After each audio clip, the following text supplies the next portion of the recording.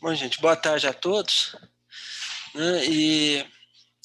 Bom, antes de mais nada, agradecer o convite, né? E pedir as bênçãos aí do mais alto, né? Para que a gente possa conduzir esse estudo aí da melhor forma possível. Como sempre, vocês fiquem à vontade, né? Para nos interromper. Antes de eu mostrar aqui, compartilhar os slides, eu tenho que contar alguns detalhes. Né? Primeiro que quando o Léo convidou para fazer esse estudo, eu olhei lá na lista, né, e vi lá amigos e inimigos. Eu falei assim, nossa, esse tema é fácil, é esse que eu vou pegar. Só que eu não vi, talvez por ato falha, a palavrinha antes, né, sentimento. E o que eu mais ouço da Sandra é o seguinte, você não sabe o que você está sentindo? O que você está sentindo? Então, essa é a dificuldade que a gente tem com o tema. E talvez até por isso mesmo, né, como sempre é falado, a gente acaba pegando aquilo que a gente mais precisa, não é mesmo? Um outro aspecto é que Joana de Ângeles, ela sempre fala assim de forma muito condensada, né? Então, para quem, né, aí não está acostumado a ler a Joana de Ângeles, são livros que a gente precisa mesmo de estudar. Né? Cada frase sempre tem um conteúdo muito grande de informação que é colocada, e isso exige da gente uma certa cautela. Então, hoje, né, como o Léo comentou, o capítulo é o capítulo 11, né, Sentimentos, Amigos ou Adversários. Né? É do livro Autodescobrimento, Uma Busca Interior. Então, a Joana de Ângeles tem toda essa série psicológica, e um dos livros dela trata justamente desse tema, né, do autodescobrimento. Um aspecto que eu gostaria de comentar, antes de nós passarmos para o tema, é o seguinte, na minha visão, e eu acho que alguns podem, né, concordar, quando a gente olha para a doutrina espírita, o que a gente vê? Né? A gente vê o Allan Kardec, que nos traz, né, as bases da doutrina, com todo aquele conhecimento, né, destrincha aquilo para nós compreendermos como se dá todo o mecanismo da providência divina, da justiça, da lei de amor. Depois, com Chico, né, até o próprio personagem do Chico como uma fonte de inspiração para nós, mas ele vai trazer, através do Emmanuel, André Luiz e tantos outros livros, todas aquelas informações que nos auxiliam a compreender de forma mais precisa todas aquelas informações que está lá com Allan Kardec, o próprio entendimento do Evangelho, né, num processo didático muito, né, inclusive estudado na academia, né, temos teses na USP só para tratar desse assunto. E eu entendo que de um momento para cá, que eu vou mais ou menos delinear com os livros de Joana de Ângeles, ela tira a gente desse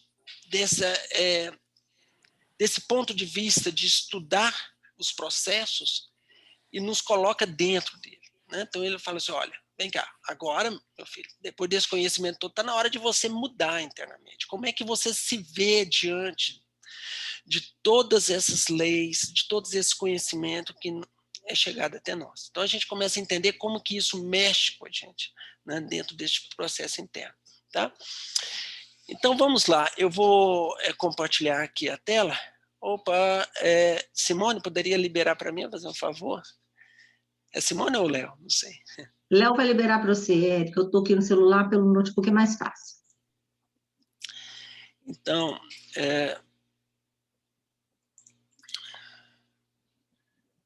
vai estar chegando aí para vocês. Uhum, chegou. Não, vai chegar agora. Chegou em homenagem aí a Simone, da figura. Então, de um modo geral, toda vez que nós vamos estudar, né, os livros, assim, isso, tá, gente, de forma bastante, né, nós não temos muito tempo aí para tratar do assunto, nós podemos fazer aqui um pequeno preâmbulo, que é falar o seguinte, que, de um modo geral, nos livros, nos estudos que nós temos, geralmente nós estamos tratando da relação para conosco, da relação com o próximo e da relação com o sagrado. O próprio Livro dos Espíritos, no livro 3, quando trata lá das leis, nós vemos claramente essa distinção, não tem um grupo de leis ali, né, que trata da relação para conosco mesmo, para com o próximo e para com o sagrado, né, para essa relação para com Deus, né? Mas, porém, tem uma que relaciona todas essas três, tá? Que é justamente quando você se volta para dentro de si, porque quando você faz isso, você se encontra, né, com Deus. É a terra prometida, né? E aí, então, você vai se reconhecer, né, diante da paternidade divina, e a partir daí, então, todas as relações, não só para consigo mesmo, para com o sagrado, para com Deus e para com o próximo, ela está dentro deste envoltório, né? E isso é importante porque, de um modo geral, né, nós, através do que a Joana de Angelis chama de fuga do ego, né, a gente tenta escapar desse processo, né? Então, talvez até mesmo pelos atavismos, né, as coisas do passado, a gente está sempre tentando colocar regras. Vocês já notaram isso? Não? Assim, qual que é o comportamento ideal? Então, a gente idealiza, né? É muito comum, e ainda nos centros espíritas, a gente julgar o comportamento dos colegas diante de várias situações, e isso vai de uma certa dificuldade que nós temos de lidar com o que está dentro de nós, né? E isso gera conflitos, porque se de um lado a gente deseja e quer melhorar, por outro lado, muitas vezes há uma distância muito grande entre o que você faz e o que está dentro de você realmente, né? Nós vamos tratar disso ainda hoje um pouco mais adiante, tá? Então, a gente entender qual que é o nosso papel, né, diante deste processo de crescimento junto, né, em direção a Deus, é importante. Então, daí a importância dessa busca interior, né? Então, é importante a gente afastar da nossa rotina diária, né? Nós todos estamos chegando aí aos 50 anos, temos uma expectativa de vida de 77 anos aqui no Brasil, então nós já estamos aí, né, 27 anos aí, mais ou menos, para a gente, né, dar essa mudança de vida. E aí, né, como é que nós estamos realmente? Quem somos nós? Não é só pelos nossos atos, mas principalmente pelos nossos sentimentos, né? É o que vai no coração, é o que importa, não é isso? Que Emmanuel nos chama tanto atenção, e a Joana de Angelis vai nos dar, né, compreender um pouco melhor este processo, né? Por que é o que vai no coração que importa, tá certo? Mas aí, como não poderia ser diferente, né, a necessidade do autodescobrimento, a Joana de Angelis vai nos chamar isso, né, que em uma panorama racional, ela é inadiável, né? Ela favorece a recuperação quando nós estamos com problemas, com conflitos, com desarmonia interna, ou vai nos favorecer o crescimento, né, se a gente já tem esses valores intrínsecos já amadurecidos dentro de nós. Então, qual que é o nosso rumo? Nosso rumo é o homem integral, que inclusive dá origem a um livro, né, chamado Homem Integral, que tem Jesus como esse paradigma, né? Esse ser, né, é o exemplo a ser seguido, tá certo? Se quiserem comentar, fiquem à vontade. Mas aí Joana de Angelis vai nos chamar a atenção de que o autodescobrimento, esse mergulho interno, né, para nós, é também um processo de parto, né? É difícil fazer essa mudança interna, tá? Ela impõe aí a coragem, né, para esse acontecimento que libera. Por quê? Porque quando você faz esse mergulho interno e você entende e passa a vivenciar o espírito eterno que nós somos, né, apenas através de um processo passageiro, que é aqui na Terra, você se fortalece internamente, né? Você vai buscar aí a serenidade, né? Você vai se encontrar, você vai se preencher, você não vai ter mais conflitos, tá certo? Então, ela lembra, inclusive, que é como um exercício físico, né? Aqueles primeiros 5 minutos, né? Quando você começa a fazer o exercício físico, é doloroso, né? É um processo que você tem que ir fazendo e com o tempo você vai se habituando e vai mudando. Então, mudar esse reflexo condicionado nosso não é fácil.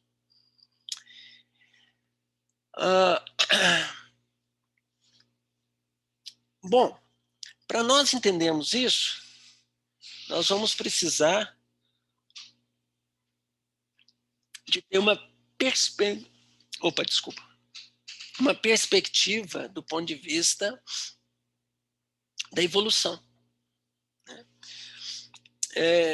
Eu acho interessante que a gente sempre tem essa noção, né, da evolução, né, nós estamos no mundo de provas e expiações, passar por uma regeneração, né, aquelas classificações foram feitas, e ela vem nos trazer aqui um outro ponto de vista de evolução, de como que nós vamos desenvolver o nosso espírito como a Deus, em uma outra perspectiva.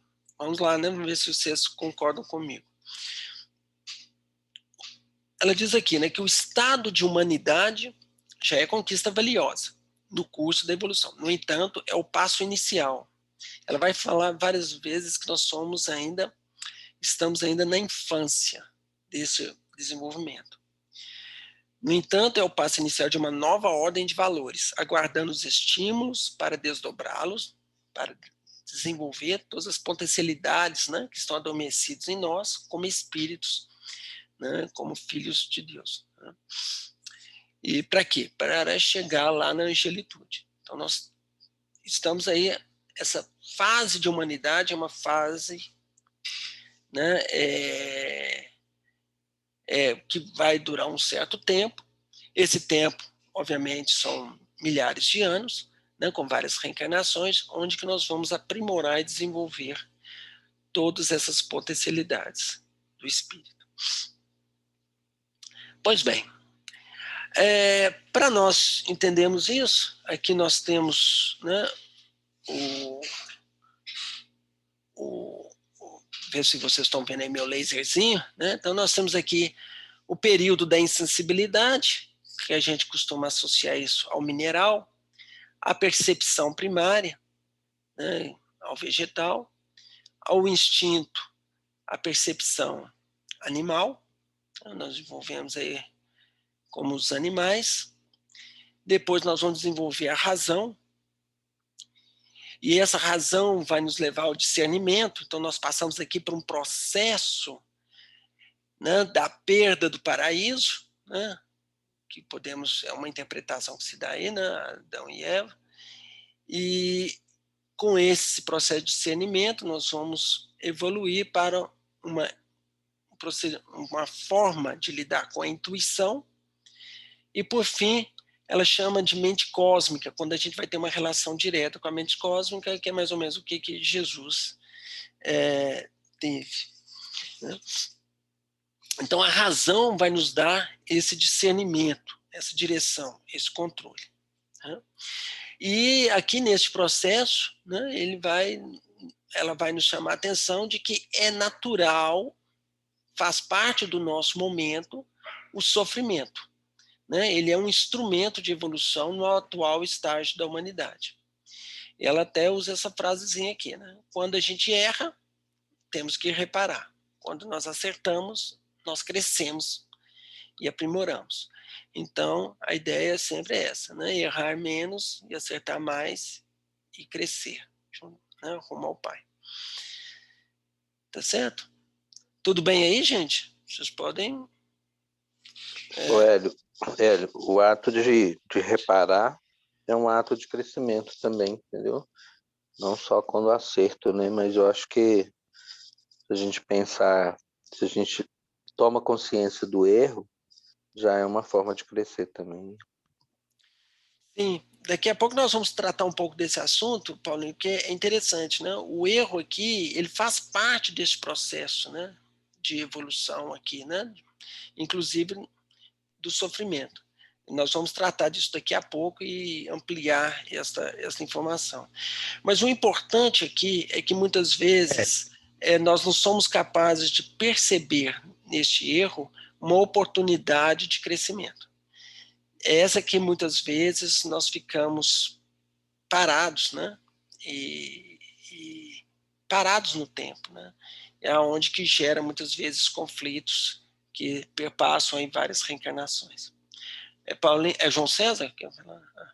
Isso. Ué, Ô, Léo, você vai me ajudando aí, tá? Eu controlar aqui se tiver alguém para falar. Pois não, João César. Eu estou pensando aqui o seguinte: o sofrimento é processo de aprimoramento, tá? Eu acho que ele é lógico, né? Está dentro de... Mas não tem uma certa confusão aí com dor e sofrimento, não? Porque a dor ela é inevitável, né? Quando a gente erra, dói, né? O sofrimento tem aquela interpretação mais do Emmanuel, que ele teria uma permanência no erro, seria essa insistência. A dor ela é aquele sinalizador inicial, e se você continua ali, aí você vai sofrer. Não, assim, como é que você vê? Eu vejo o seguinte, João, eu acho que a gente tem que talvez pegar essas duas percepções e adaptar, né? Daqui a pouco eu vou entrar um pouco mais neste tema do sofrimento, porque ela vai diferenciar esse sofrimento em em 4 níveis diferentes, né, de sofrimento, e onde que eu acho que essa ideia, né, que você coloca aí da dor e sofrimento, e eu entendo isso, né, a dor enquanto ela é mais, vamos dizer assim, física, né, então ela é algo que você passa por ela porque você está estagiando aqui na matéria, e o sofrimento é uma escolha na medida em que você pode ressignificá-la no sentido de aprimorar. É nesse sentido que você está colocando, não é isso? Eu estou entendendo o seguinte: a dor, ela é o estágio, não só a dor física, não, né? A dor moral também é aquele sinalizador. O primeiro sinal, é o sinal, digamos, amarelo, né? Se você continua ali no amarelo, meu filho, vai sofrer, que é a escolha que a gente faz. Eu estou concordando, sabe, que assim, é escolha, entendo que é dessa forma. Mas é porque fica me parecendo, senão, assim, o sofrimento é inevitável, talvez para a nossa condição evolutiva, não deveria ser, né? A dor é inevitável, porque a gente vai testar, vai ter um avisozinho e passa fora. Mas segue aí, eu acho que estou apelando isso que você falou, né? Vai mover o... Eu só queria testar, porque essa concepção da Joana de Anjos, ela me parece um pouquinho diferente da concepção do Emmanuel, normalmente, a dor e... Não, eu acho que é isso mesmo. Eu acho que é um pouquinho diferente, pelo menos neste capítulo, ou neste livro, né? Ela faz isso, ela não faz essa distinção tão claramente, pelo menos não. Ela usa sempre o termo sofrimento, mas eu acho que se encaixa perfeitamente a gente analisar desse ponto de vista. Isso vai ficar mais claro daqui a pouco, né? Quando nós tivermos condições de usar a razão para discernir este processo e fazer escolhas. De repente a gente volta nesse tema aqui para deixar isso mais claro, né? Então, ela coloca que os seres humanos são essencialmente seres emocionais, né? Então, somos recém-saídos do instinto, em processo de conscientização, né? Demoramos aí nesse trânsito entre o primarismo e a razão, né? Passando pela emoção, tá? E é engraçado que um pouco antes, né, agora eu resolvi procurar assim, no meu computador e achei um estudo que eu tinha feito, né, ainda em 2011, né, onde que trata de emoção e pensamento. Então lá tinha definição, né, essa emoção como sendo... eu vou até colocar para vocês aqui, porque isso provavelmente é algo que opa, será que eu perdi aqui o meu arquivo? Que pena. Perdi meu arquivo. Então, infelizmente, eu não vou ter como mostrar para vocês. mas que mostra essa definição de emoção, né? Que é aquela resposta, né, que a gente tem, se eu me lembro bem, diante de um acontecimento, né? Então, ela é física, né?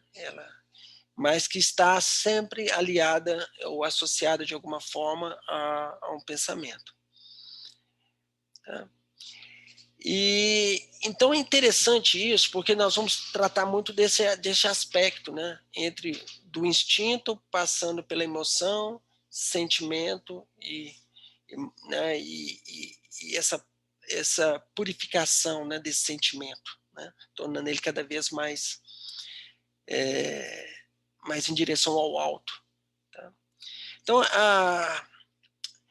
o que ela lembra aqui, que é o seguinte: a emoção bem direcionada, né, torna-se um dínamo gerador de estímulos e forças para realizações expressivas, né, promovendo aqueles que a comandam. Como pode fazer esse instrumento de desgraça, caso lhes fuja o controle. Né? Engraçado que nesse estudo de 2011, justamente, esse foi o assunto abordado o tempo todo, né? Nos ciclos viciosos ou nos ciclos virtuosos deste processo. Então, quando a gente tem diante de um acontecimento, né, nós temos uma emoção, essa emoção geralmente reflete o estado espiritual que nos encontramos. E olha então, gente, a importância da gente ter a capacidade de nos observarmos, porque diante desses reflexos, dessas emoções, nós vamos perceber aonde que nós nos encontramos realmente, tá? Porque nós ainda, né, vivemos muito aquela situação de praticar certas atitudes que muitas vezes é importante, isso é o exercício, né, desse processo, mas quando a gente observa a nossa emoção, nós vamos perceber aonde que nós estamos realmente vibrando. Então, diante de uma situação, você pode ter cólera, ou você pode ter um processo de resignação, alguma coisa assim. Então, essas escolhas, essa percepção é que é o autodescobrimento. É você ter essa capacidade de, em determinados momentos, você se observar sem julgar. Isso é difícil. Você observa qual que é as suas emoções e os seus sentimentos diante dos acontecimentos da vida. Isso vai nos permitir a compreender o estágio que nós estamos e como que nós temos que lidar com isso, de uma forma ética, no sentido de uma forma que seja verdadeira, né? E não tentando escamotear isso diante do nosso ego, porque isso gera conflito, e os conflitos, né, vai nos causar dificuldades, tá bom? Então, dando prosseguimento, antes de eu falar, né, dessa questão dos sentimentos, eu achei importante falar tem um capítulo do livro que chama Sicários da Alma. Não vou entrar em detalhes, mas apenas para chamar a atenção de vocês. O que é sicário? Né? Sicário, fui lá olhar, né? É aquilo que eu até anotei aqui, né? Que causa... são os assassinos da alma, né? São os que... esse é o termo, né? Assassino, né? Que destrói a alma. Tá? Então, ela fala do passado, né, que se a gente tivesse capacidade de fazer uma análise tranquila das ocorrências infelizes, ia nos auxiliar a despertar a consciência para um futuro mais equilibrado. Não acho que a gente precisa de entrar em detalhes nisso. As incertezas do futuro, ela vai lembrar que no passado relativamente recente, da grande maioria, né, de nós, passamos por perturbações muito grandes, seja na vida reencarnada, ou seja até no mundo espiritual, né? Estagiando em regiões tenebrosas. E isso nos dá um certo sentimento de que o nosso futuro teremos problemas. Tá? Então, isso é algo que a gente, né, tem que trabalhar, mas o que ela fala muito, né, que é o tema do estudo de hoje, é o desconhecimento de si mesmo. Né? Então a gente fica tão aturdido com as nossas preocupações, né, que empresta importância aí, né, que nós damos importância, e a gente se descuida, né, da gente mesmo e permanecemos aí na ignorância da nossa realidade espiritual e de nossas potencialidades. Tá? Bom, tendo esses detalhes, né, apenas para relembrar aí, né, e chamar a atenção, então nós podemos entrar, né, nos sentimentos propriamente dito. Tá? E a Ângela vai nos chamar a atenção de que são conquistas nobres do processo de evolução do ser, os sentimentos. E aí, como que é a gênese desse sentimento? Né? Como que surge esse sentimento? Então, ela nos coloca o seguinte, que os sentimentos, do ponto de vista do espírito, né, de uma evolução que nós vimos lá, né, animal, instinto, razão, né, eles se desenvolvem a partir dos instintos. Então, é aquela propulsão que nós temos de procurar um par afetivo, né, para né, garantir aí a perpetuação da espécie, o cuidado com os filhotes, né, com a prole. Tudo isso são processos iniciais, né, instintivas, que, saindo desses processos fisiológicos, nós vamos evoluir isso, né? E vamos trazer aí para as emoções. Tá? E diante das emoções, nós vamos procurar, né? E aí que vem a situação, né? A gente chega nessas emoções e essas emoções elas têm que levar aos sentimentos. E aí, é aqui, neste momento, é que muitas vezes nós caímos em erros. Né? Como? Por um lado, nós podemos procurar a beleza, a estesia, que é a capacidade de sentir o belo, né? A essência das coisas, né? A essência da vida e as expressões superiores. Então, nós evoluímos aqui dessas emoções, vamos caminhar para o amor pleno, né? O amor que é na concepção divina, né? Essa palavra. Ou a gente pode seguir um caminho egóico, né? Então a gente vai querer cada vez mais, porque neste processo dessas emoções vai ter um processo de compensação, porque isso gera emoção em você. Nesse processo de compensação você quer mais, você começa a desenvolver então um processo egoístico, né, de buscar cada vez mais e desenvolver outras, que vamos colocar assim, adoecimentos deste processo. Né? Então, embora sejam nossas escolhas, nós devemos, né, eu gosto muito desta forma de lidar com isso, que é colocar na forma de emoção, de escolhas e de adoecimento dessas potencialidades. Né? Não é à toa que a gente coloca muito, né, que o ódio não é contrário de amor. Né? Ódio é o amor adoecido. O contrário de amor é indiferença, é quando você não tem nenhuma relação para com o outro. Né? Isso aí cabe muita discussão. Né? Pois não, Paulinho? Eu acho que a gente permeia aí pela linha do meio, né? Ora a gente está na beleza, está na cólera, está na estesia, e a gente vai vacilando aí, né? E vai vivendo todas essas coisas ao mesmo tempo, né? Pelo nosso próprio processo evolutivo, e que a gente ainda precisa, né? Voltando lá atrás, do sofrimento, muitas vezes para nos puxar para um lado, sair de um determinado local, né? Porque se a gente não está conseguindo ter uma visão clara do nosso processo evolutivo, igual você está colocando aí, né? Então, às vezes, a dor entra para poder dar uma corrigida na trajetória, né? Vamos dizer assim. Paulinho, isso é tão assim verdade. A Joana de Anjos vai nos lembrar o seguinte: ninguém é tão ruim que não tenha ao longo das reencarnações desenvolvido amigos, amores, sabe, pessoas, ter auxiliado pessoas, ter contribuído de alguma forma. Então ele sempre vai ter conquistado amigos, apesar de ter muitas vezes feito, né, coisas erradas e, enfim, machucado muita gente. Então, é esse caminho do meio mesmo, para todos nós, né? De um modo geral, é esse caminho que nós premiamos. Em algumas situações, nós caímos, em outras, nós conseguimos trilhar. E aí vem o aspecto do autodescobrimento, dessa busca interior, né?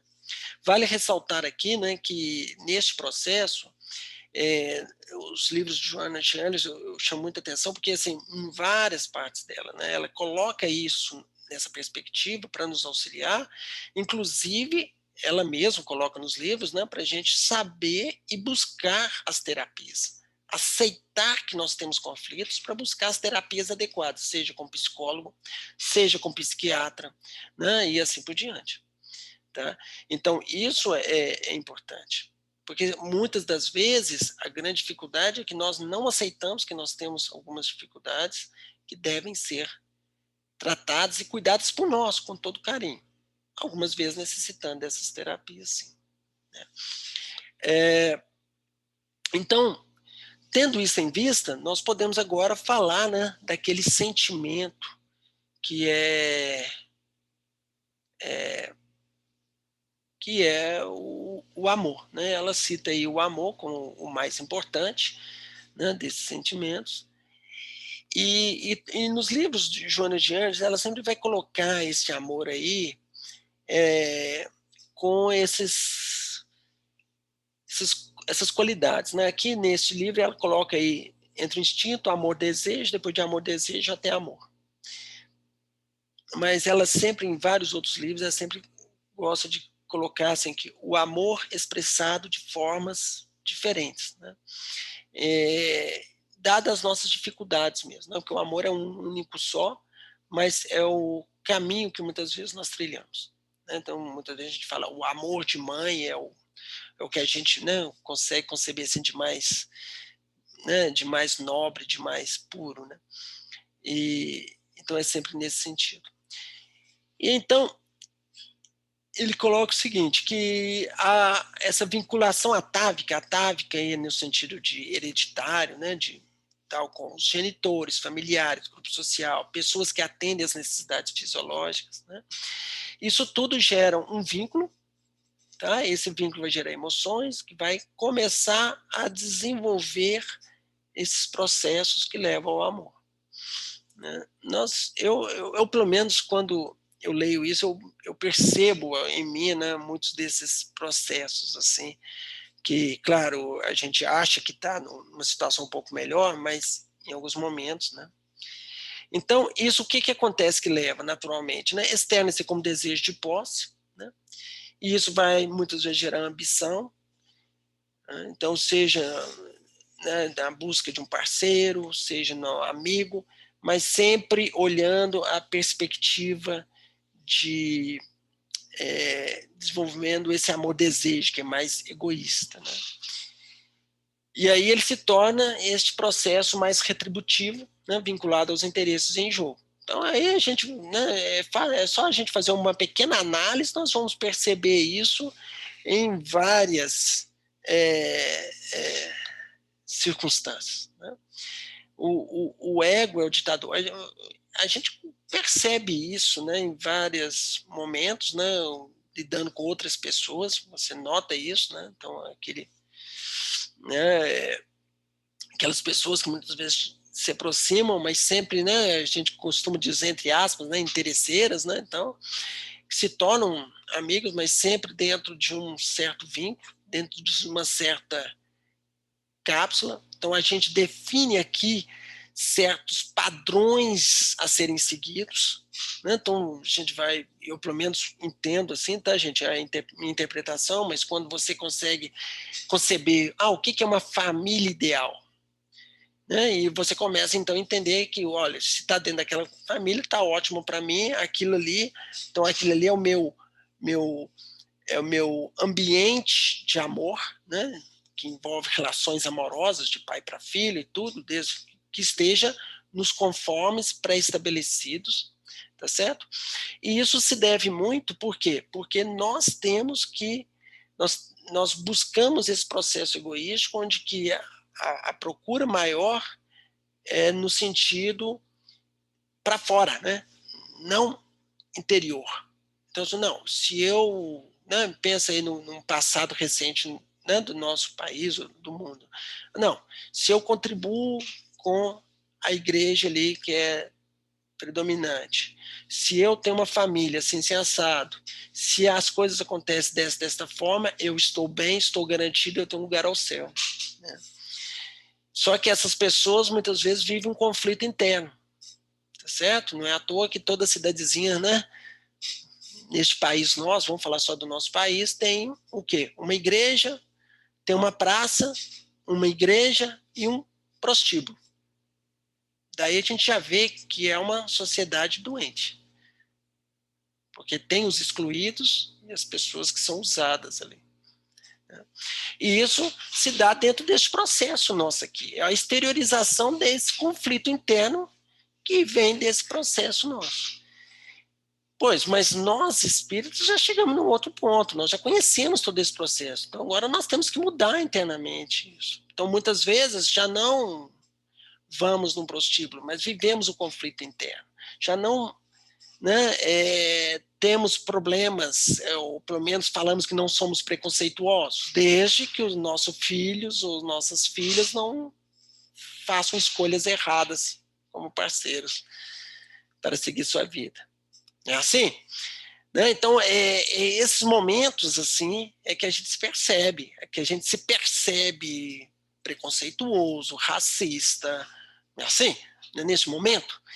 Né? Então, se a gente não for capaz de fazer uma busca interna e falar qual é a emoção que eu tive quando eu me deparei com tal situação, qual a emoção que eu tive quando eu estava na praça e vi um casal diferente do que é tido como normal na sociedade. Qual foi a impressão que eu tive? Aquilo ali é uma busca interna que nos faz pensar. Só um minutinho. E a gente nos faz pensar e nos faz refletir para que a gente faça essa mudança interna. Tá? E é isso que é o convite da Joana de Ângeles. Pois não, Frank?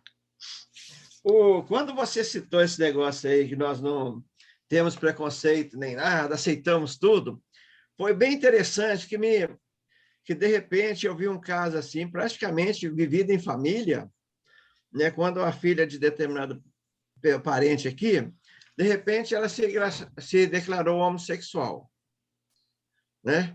Foi um escândalo, porque a mãe assim, sempre foi uma pessoa que sempre conviveu com homossexuais, adora, tem muitos amigos, assim, praticamente vive uma vida quase igual a deles. Ela não é, mas vive. Mas quando a filha virou assim, eu sou, o mundo dela caiu. Fez a gente, assim, ver essa visão, assim, dessa forma agora, quando você citou. Isso, nós nos deparamos, é por isso que é necessário, né, que as coisas aconteçam, mas mais do que isso, nós não podemos nos estagiar nesses conflitos. Nós temos que, esse é o convite da Joana, não, reflita, observe qual foi o seu sentimento disso, para que você possa trabalhar, sem te julgar.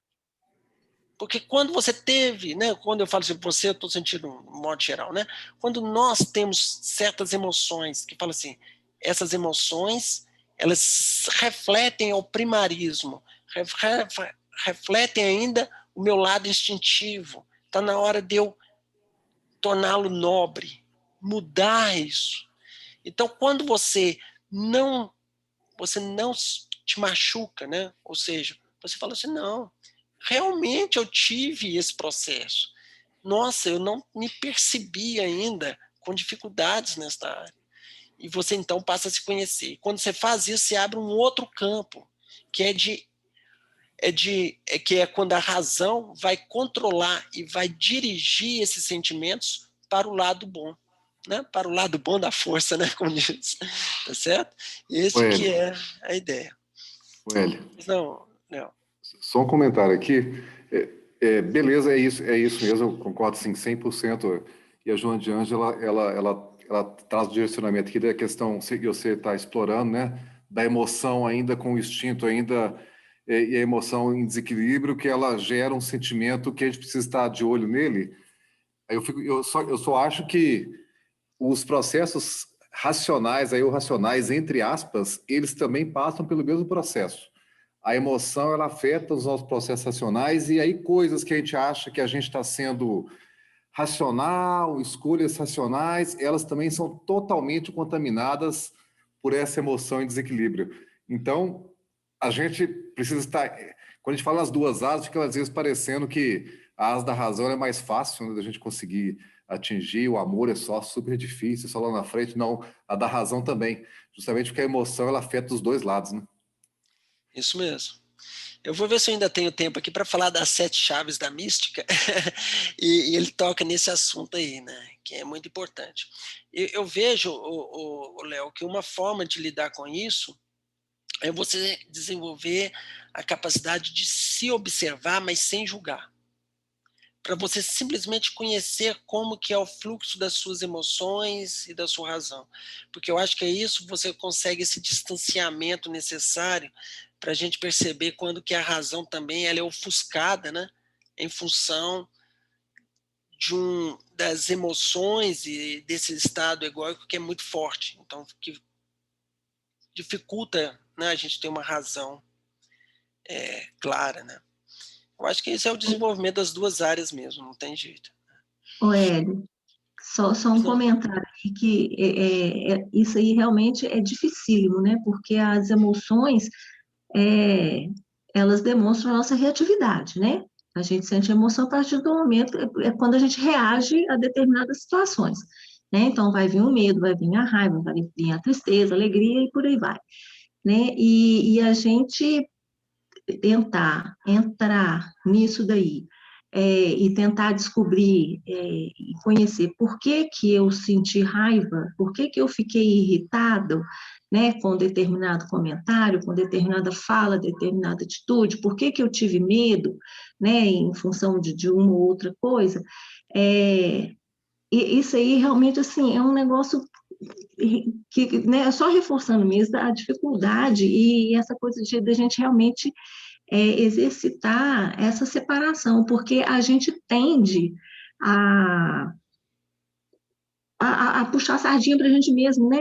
Digamos assim, porque como a gente não fala, não, mas eu fiquei irritado, né? sempre Aconteceu tem uma isso, fulano desculpa, né? falou aquilo, eu me irritei, mas, né? Mas isso, mas aquilo outro, não, mas não é isso, não, porque eu não, né? De forma alguma, sabe? Então, assim, a gente tende ainda a a, a, a esse racional pender ao nosso favor, né? Digamos assim. É Porque o que ninguém quer ver o que está sombrio, né? Porque às vezes o que está ali escondido, a gente está escondido porque a gente não quer ver, né? Então ele está lá mergulhado no subconsciente e vai ficar lá quietinho porque eu não estou preparado para ver aquilo ali ainda, né? Então, por isso que eu acho que é tão difícil esse processo mesmo, porque é aí onde vem a dor, né? Porque quando a gente percebe que, puxa, eu achei que estava tudo beleza nisso daí e não tá, aí dói, né? E aí é aqui que vem o processo, né? De encarar isso daí, né? E fazer os exercícios de mudança, né? Mas é importante a gente não, nesse processo, a gente tentar realmente não julgar não nos julgarmos, né? E admitirmos e realmente sermos humildes diante disso, né? Falei, puxa vida, eu não achei que estava abafando isso aqui, achei que estava tudo certo, mas não está, né? E aí prosseguir nessa caminhada aí.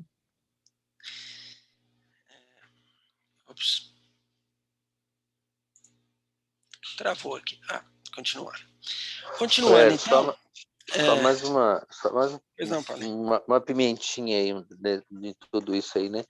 Eu estou lendo agora um livro que chama Os Deuses e o Homem, né? Da Jean Shinoda Bolen, e estou achando isso muito interessante, a questão dos arquétipos, né? Dos deuses da Grécia e tudo mais, e é justamente no reconhecimento do padrão, né? Do padrão do sentimento que a gente entra, né? Onde Zeus é geralmente extrovertido, definitivamente pensamento, tanto intuição quanto sensação, presente e futuro. Poseidon é extrovertido ou introvertido, definitivamente sentimento, passado, presente, assim vai, né? Então você vai vendo como que os deuses funcionavam e como que a gente repete, né, inclinadas determinadas emoções, determinados sentimentos, né, que já vem lá de trás, né, e que Jung vai trabalhar essa questão aí de uma forma melhor, né, que ele vai trabalhar com os arquétipos, né, e as nossas tendências. Então, não tem dúvida disso, né? Continuando, então, do amor-desejo para o amor, então nós vamos continuar, né? O principal é justamente isso, né, que vocês comentaram aí, desse controle, né? Educar as emoções é o passo decisivo. E como é que você faz isso? Com a razão, né? Descondicionando esse processo e seguindo as aspirações mais éticas, né, desse processo, tá? E claro que esse processo vai culminar onde? Vai culminar expandindo-se, né, para toda a natureza, né, e ao próximo e ao Criador. Tá? Então, esse processo contínuo aí vai chegar um momento que, né, nós vamos chegar lá no amor pleno. Mas aí, é claro que nós estamos no mundo de provas e expiações, então vou falar de sofrimento, né? Voltando aí ao tema que o João César tinha comentado, ela classifica em 4 processos de sofrimento. Os físicos, quer falar, esses são inevitáveis, né? Todos nós estamos aqui na Terra, estamos passando por eles, aí nós estamos chegando aos 50 anos, uma pressão alta, um colesterol alto, uma gripezinha, uma gripezona, um Covid, enfim, todos nós vamos passar por esse tipo de sofrimento. Mas tem os morais, e aí esses sofrimentos morais, eles são mais profundos, porque eles abalam os sentimentos nobres. E muitas vezes aqueles sentimentos que estavam ainda, né, em amadurecimento em nós, eles são rompidos, e isso muitas vezes faz a gente, nos prejudica. Ele atua nas emoções, né, dando lugar aos distúrbios psicológicos. Tá? Ela também fala das emocionais, e aí relaciona, né, esses distúrbios emocionais aos distúrbios no sistema nervoso, na organização sensorial, que nos levam aí a problemas psicológicos. Tá? E também, né, de ordem espiritual, que geralmente está relacionado aí aos processos obsessivos. Então, esses emocionais, né, estão relacionados aí a acontecimentos que nos causaram, né, traumas, né, de um modo geral. E então ele classifica, né, essas 4 aí que nós temos que trabalhar com eles, né, e nos desenvolvermos. Deixa eu ver aqui onde que eu estou. Hélio. Pois não. Quem está falando? Aqui. A Rose. Rose.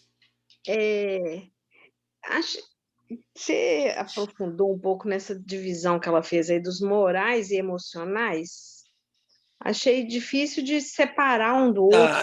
Eu fiz até um exercício aqui, eu não sei se vocês vão concordar, mas o moral, por exemplo, se você está num sofrimento, por exemplo, você foi injustiçado, por exemplo, né, de alguma forma, isso é algo que está relacionado à moral. É o que eu entendi, tá? Eu estou até aberto aí, né? Não estou colocando isso como... O emocional é, por exemplo, se um filho seu é tirado da mãe, né? Um filho é tirado da mãe. Aquilo ali causa uma emoção. Você vê uma situação trágica num acidente, aquilo ali te causou um trauma, uma emoção. Né? Tudo isso pode te levar a ter um pai né, que espanca o filho. Né? São emocionais, não é de ordem moral. Né? Pelo menos é o meu entendimento, tá? Eu não sei se alguém poderia, né, quer dar alguma sugestão, mas eu até conversei isso muito com a Sandra, né, eu estava preparando, assim, que eu confesso com você que, né, parece que essas separações, elas são um pouco não é muito claro essa divisão, né? Pelo menos para mim, tem hora que eu me perco um pouco nisso. Eu imagino que seja uma coisa mais didática, mas mesmo assim eu achei bem confuso separar esse moral do emocional. Oi. Quando o Hélio me perguntou, eu falei, Hélio, imagina uma pessoa numa posição de hierarquia.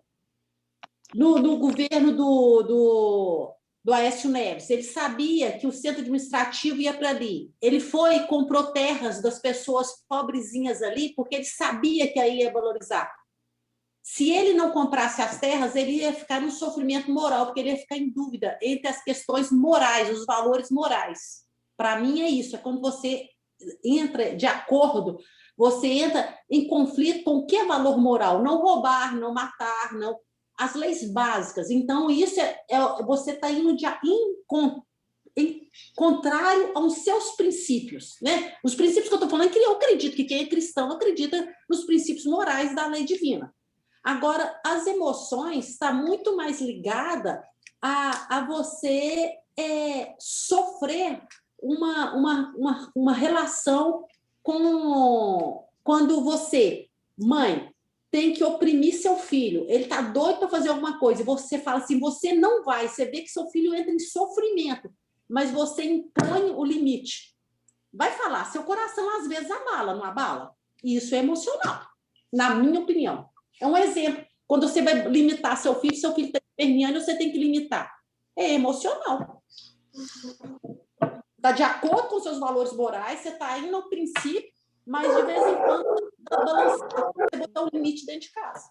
Foi esse exemplo que eu dei para o Hélio na hora. Rosilene, você quer falar? Não. Nossa, os cachorros estão latindo demais aqui agora, não vou falar nada, não vai dar bagunça. Pois é. Então, mas o que ela nos traz isso aí, né? É que os sofrimentos são efeitos do mecanismo evolutivo da aprendizagem, né? De novas experiências, da ascensão do ego para o self. Então, enquanto você permanece no ego, a tendência é esses sofrimentos serem maiores. A partir do momento que você vai para o self, o que é esse self? Né? É o encontro com o ser real, né? O espírito na sua eternidade. É assim a visão da Joana de Ângeles, tá? Claro que tem o self lá do Jung, que eu não sei se... Mas na visão da Joana de Ângeles.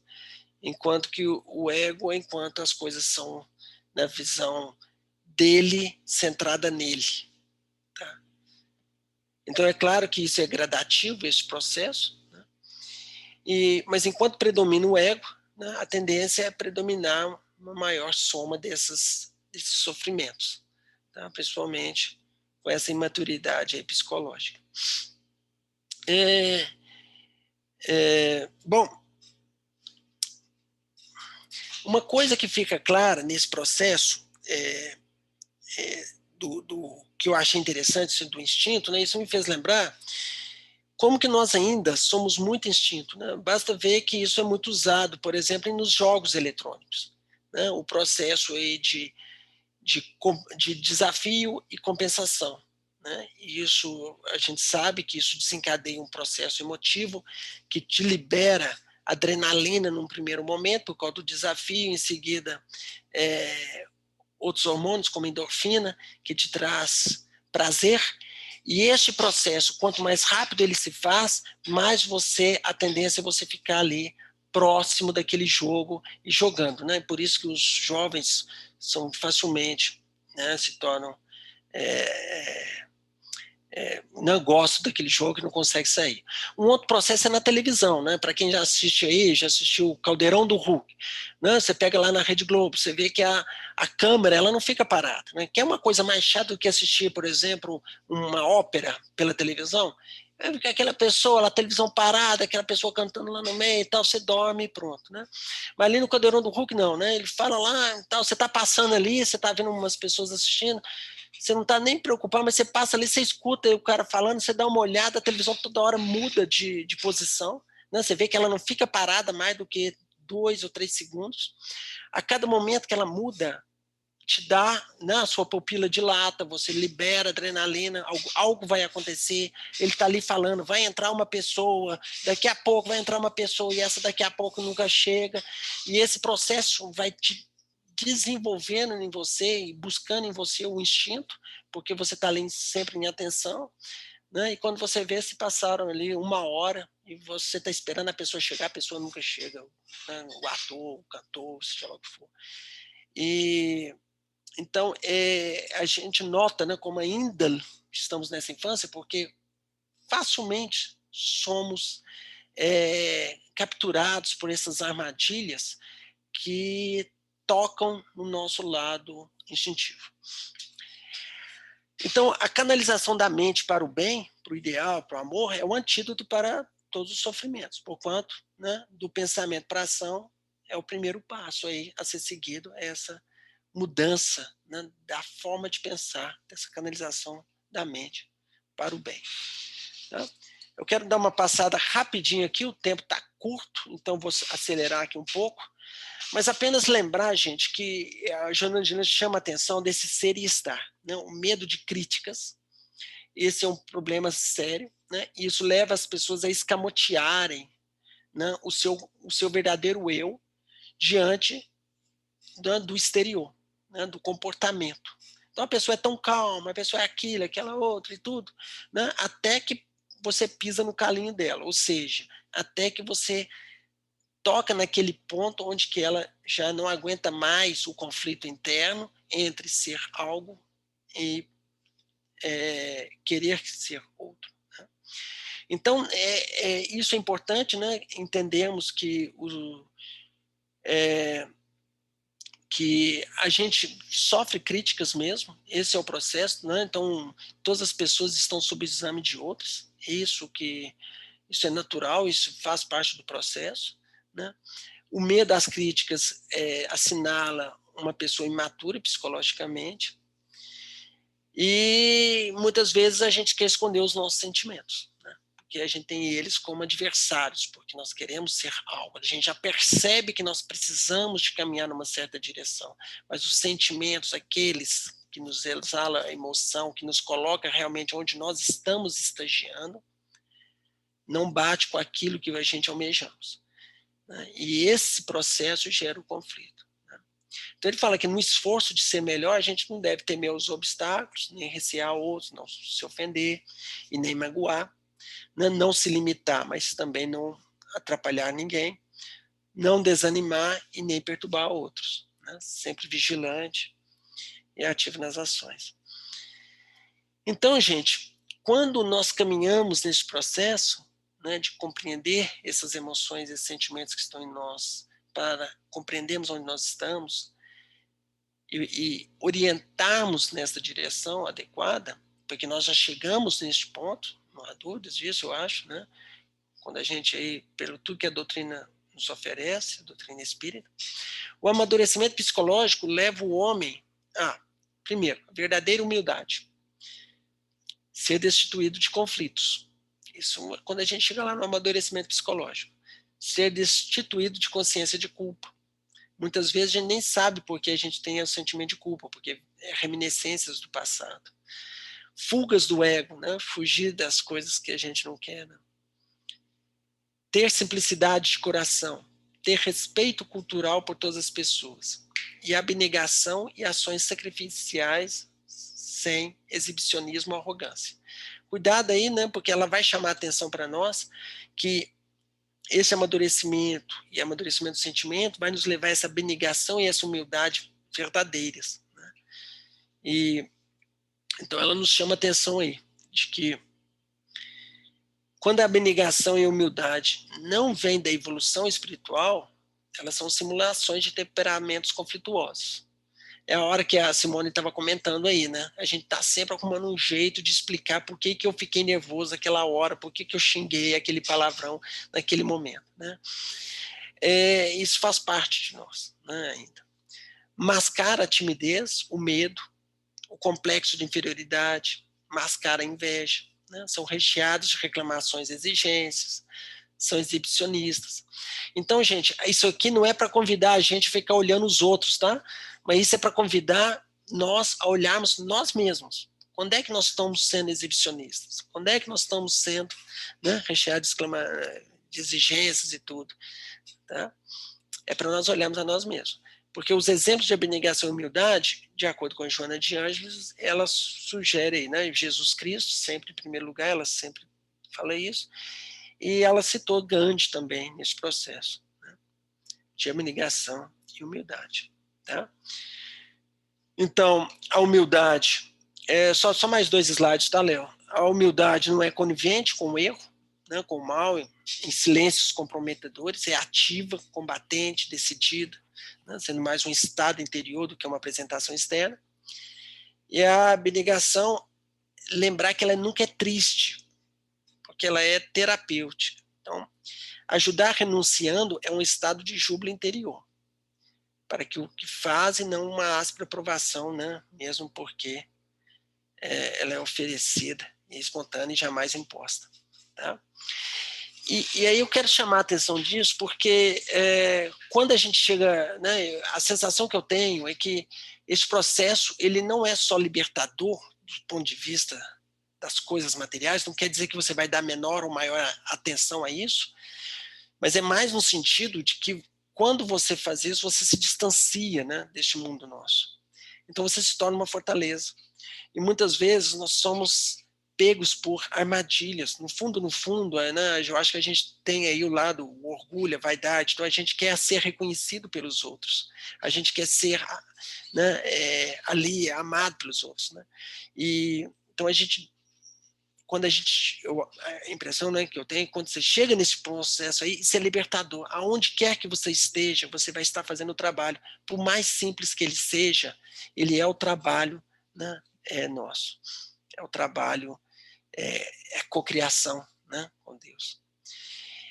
E, por fim, todas essas frases que eu coloquei aí nos slides são de Joana de Ângeles, por isso que eu nem coloquei em aspas, somente esse aqui que são os meus, né? É porque, olhando por tudo isso, a sensação que eu tenho é que é chegado o momento em que os nossos sentimentos, né, orientados aí pela razão, rumo ao estado de letícia, né, aquele estado em que todo o nosso comportamento ele está baseado na alegria, na beleza, na justiça, bondade e igualdade. Eu aprendi disso de um estudo do Evangelho, lá no Célia Xavier. Nos libertará do ego, né, propiciando aos nossos corações momentos de paz, serenidade, confiança e felicidade, que eu tenho a impressão que nunca antes temos experimentado. Né? Então, eu acho que esse é o momento que nós estamos vivendo, é o momento de alcançar, né, começarmos a vislumbrar este novo momento que nós devemos começar a vivenciar. Tá bom? Léo, passa a palavra. Muito obrigado por todos aí, por estarem me ouvindo. Um abraço.